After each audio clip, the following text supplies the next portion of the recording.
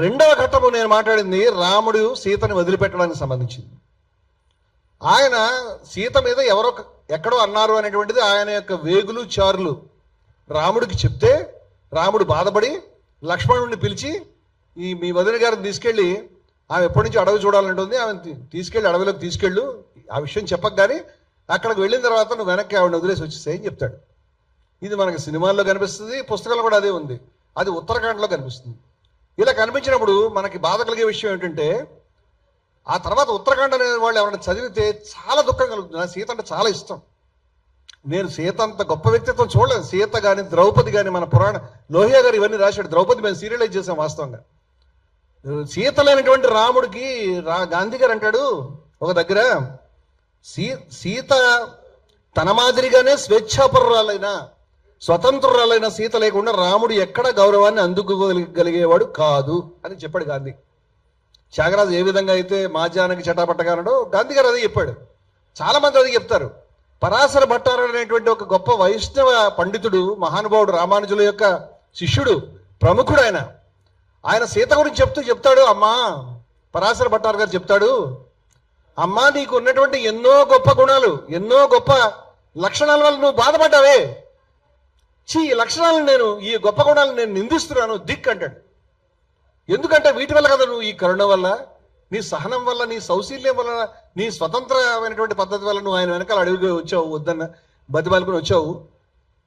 దీనివల్ల కదమ్మా జగన్మాత నువ్వు ఇన్ని కష్టాలు పడ్డావని బాధపడతాడు. బాధపడిన వాళ్ళు ఎవరండి? సీత కష్టాలకు ఎవరైనా బాధపడకుండా ఉంటారా? అందుచేత వాల్మీకి మహర్షి సైతం రామాయణాన్ని సీతాయా చరితం మహత్, సీత యొక్క చరిత్ర ఇది గొప్పది అని చెప్పాడు.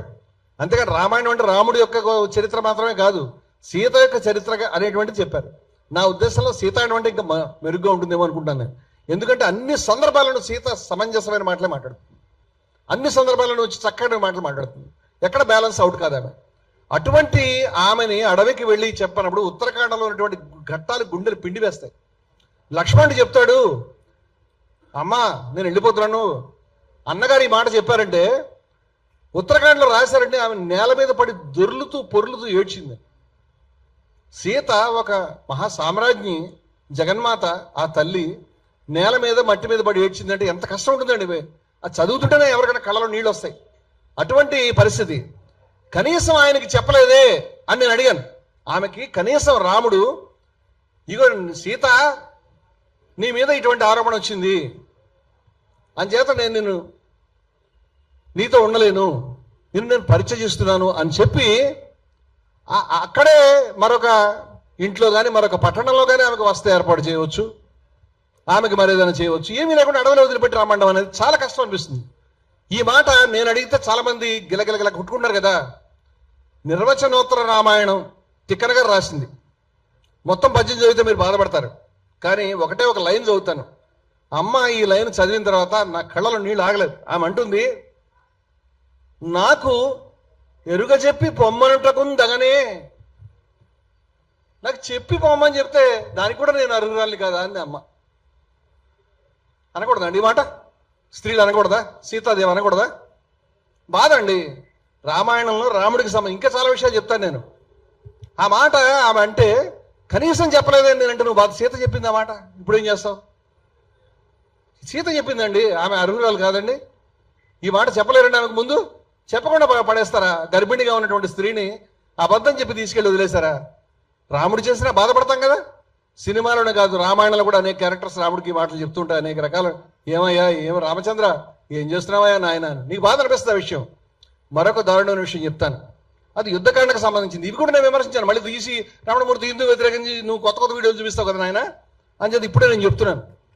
అప్పుడు కూడా ఈ మాటలు చెప్తాను. నువ్వేం బాధపడకు, నీ కలవన్నీ పండినాయి, ఇంకా మొత్తం వీడియోలు చేసుకోవచ్చు నువ్వు. ఇక్కడ యుద్ధకాండం అనేటువంటి శ్రీరామాయణంలో యుద్ధకాండంలో రాముడు యుద్ధాన్ని గెలుచుకుంటాడు.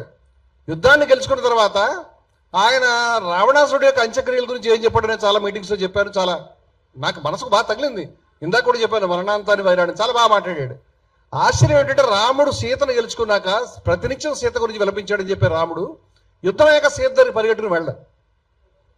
తాపిగా మొట్టమొదటి ఈయనకి అంత్యక్రియలు చేస్తాడు, తర్వాత విభీషణుడు పట్టాభిషేకం చేయిస్తాడు. ఈ రెండు కార్యక్రమాలు అయిన తర్వాత అప్పుడు కూడా తను వెళ్ళాడు.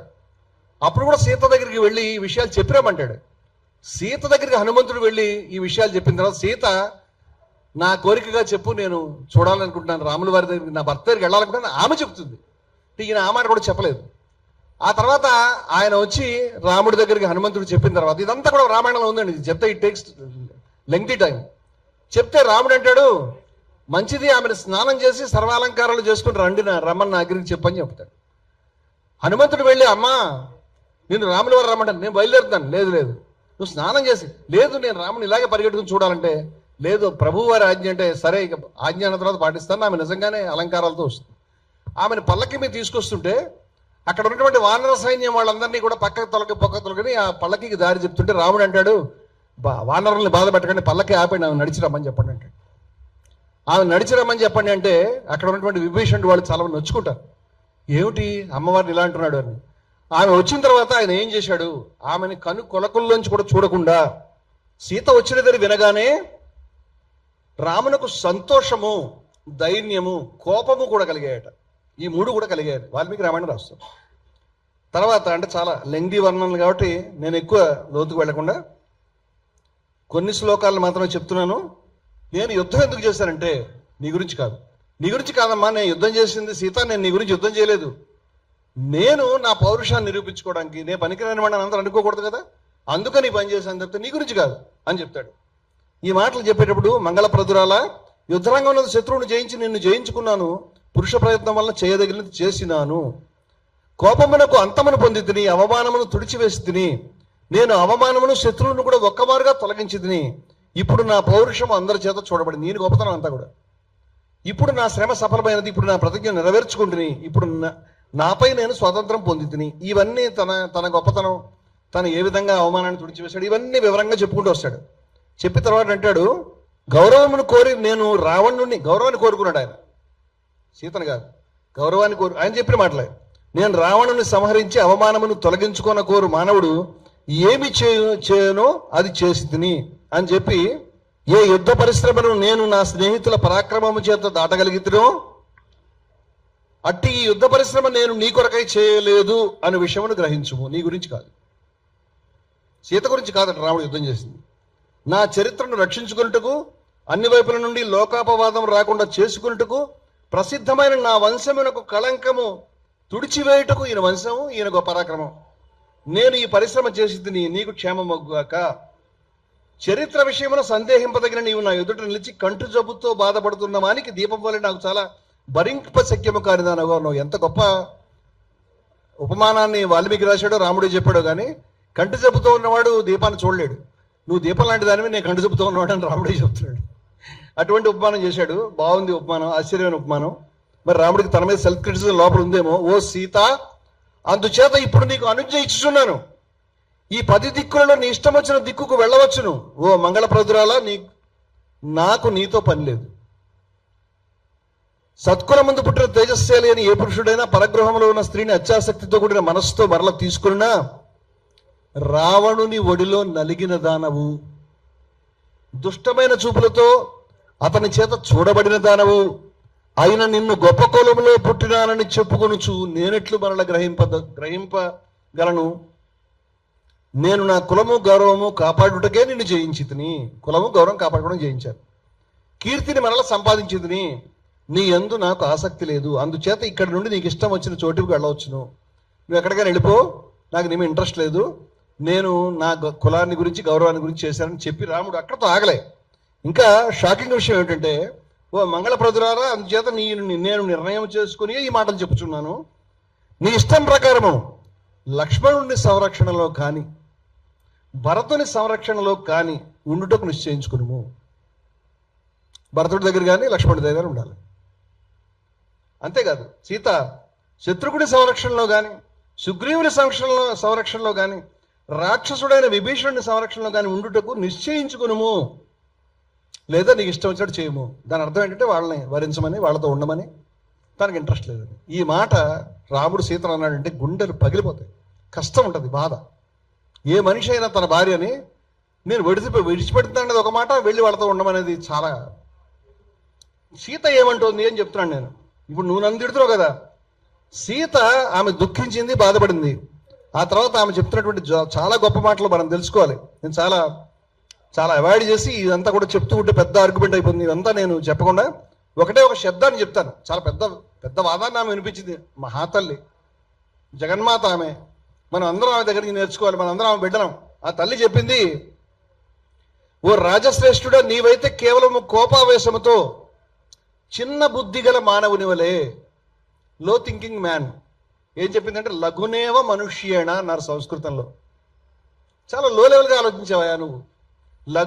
చిన్న బుద్ధి గల మానవుని వలే ఏం చేశాడు, స్త్రీత్వమేవ పురస్కృతం, స్త్రీ అనుదానికే ప్రాధాన్యం ఇచ్చావు. అంటే నన్ను స్త్రీని కాబట్టి వివక్ష చూపించావు, ఆడమనిషిని కాబట్టి తొక్కేసావా. చాలా లో లెవెల్గా ఆలోచించావు. ఇంతకంట బహుశా ఎవరు రాముడు అన్నాక ఏమి లేదనుకుంటున్నాను. ఎందుకంటే చాలా గొప్పగా చెప్పింది ఆమె. కరెక్ట్గా లైంగిక వివక్షను గుర్తుపట్టింది. నేను స్త్రీని కాబట్టి నువ్వు నన్ను తొక్కేసావా అని సీతామహాతల్లి చెప్పిందండి. ఎవరు చెప్తారా మాట?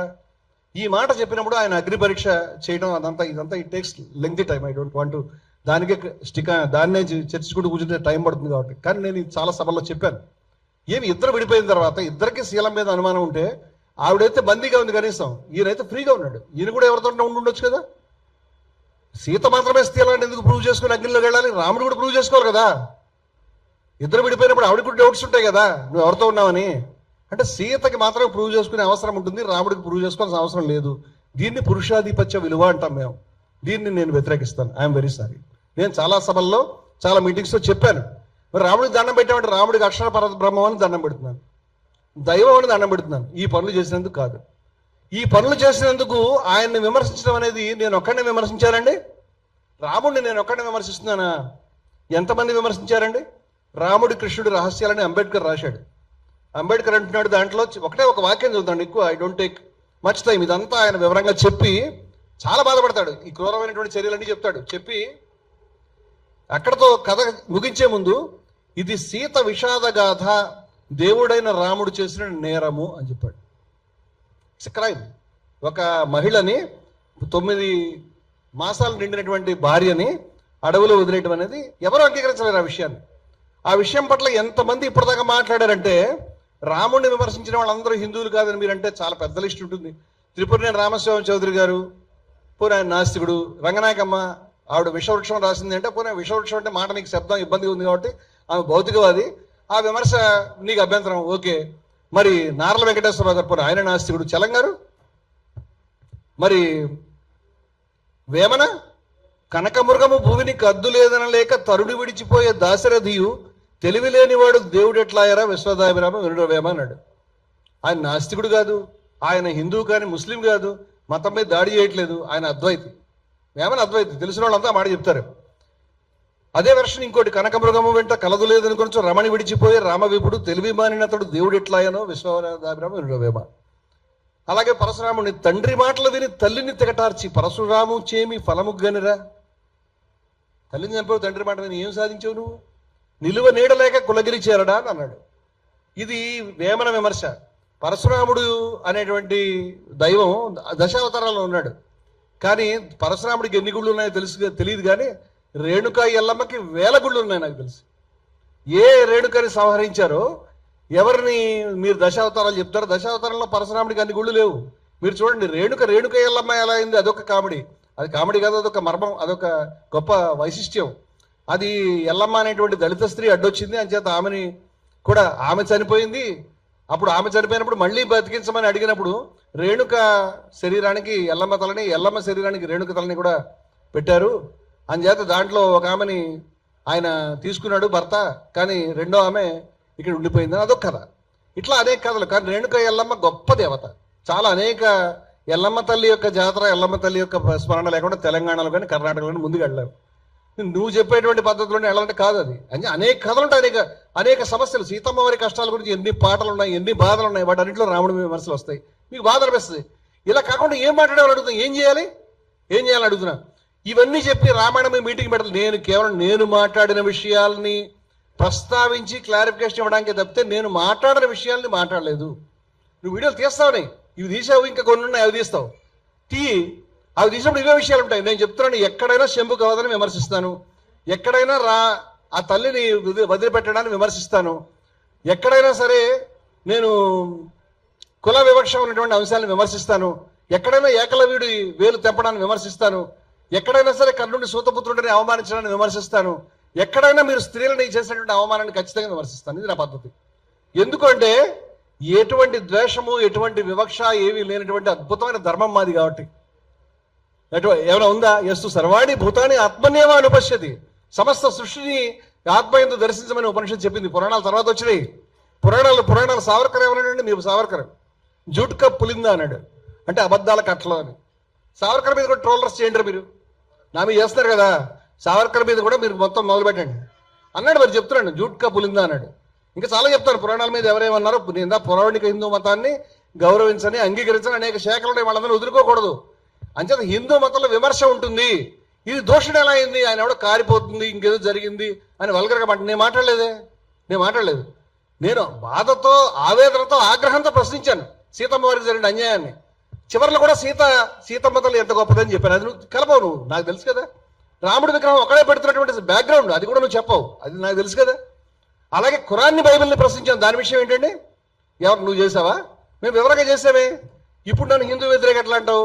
నువ్వు నన్ను వ్యతిరేకాన్ని తలుచుకుంటే విద్వేషానికి, అసమానత్వానికి వ్యతిరేకాన్ని మాత్రమే అనగలుగుతావు, వేరే విషయాలు అనగలుగుతావా అని అడుగుతున్నాను. నేను చాలా స్పష్టంగా చెప్తున్నాను. నేను అయినా కూడా రాముడిని ఏమీ అనకూడదు, ఏమీ జరగకూడదు. యథాతథంగా రామాయణంలో ప్రత్యక్షం అంటే హిందువుల్లో నాకు తెలిసి 90% మందిని పంపించాల్సి వస్తుంది, బయటికి 90% మందిని పంపించాల్సి వస్తుంది. అంటే రామాయణం మీద చాలా విమర్శలు వస్తూనే ఉంటాయి, జరుగుతాయి. రామాయణంలో పాత్రలే విమర్శిస్తాయి. సీతనే అన్నది లఘునేవ మనుష్యన అని చిన్న మనసుతో ఆలోచించావని సీతనే ఉంది, సీతనే నువ్వు తిరస్కరించాలి. అలాంటే నేను తిరస్కరించాను సీతని. సీత మా తల్లి, మేము చాలా గౌరవిస్తాం. ఆ గాథ నాకు చాలా గొప్పగా నచ్చింది. అందుచేత ఈ విషయం పైన నేను వివరణిస్తున్నాను. ఇప్పుడు